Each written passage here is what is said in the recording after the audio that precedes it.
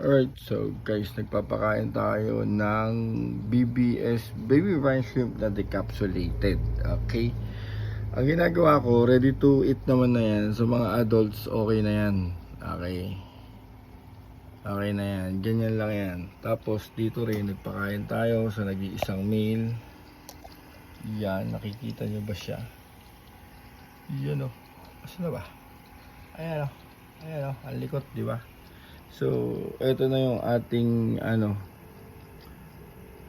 7, 8, 9 3-day-old 6, 7, 8, 9 tama, 3-day-old na fry.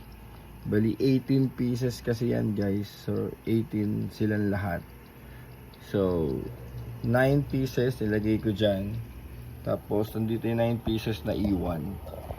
Iwan dyan yung 9 pieces na mga fry. Yon, okay.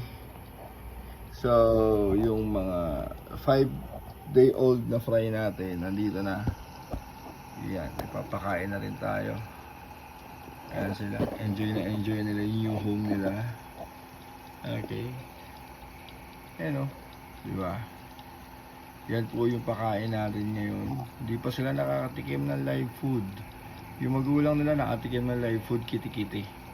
Pero sila wala pa. Yan pa lang. Hindi pa tayo nakakabili ng hatchable na BBS o yung hatchable na baby brine shrimp.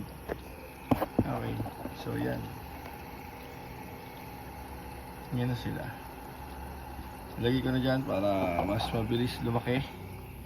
Ito din, nilipat ko yung Sham para hindi sila crowded dito sa kabila.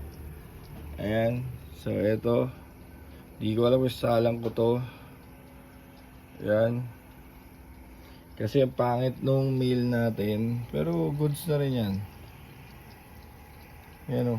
Yung meal natin. Saan na ba? Ayan. Yung meal natin. Okay. So yun lang. Nagpakain na tayo. At lahat ng plano ay nagawa na natin. Yun lang yung vlog natin.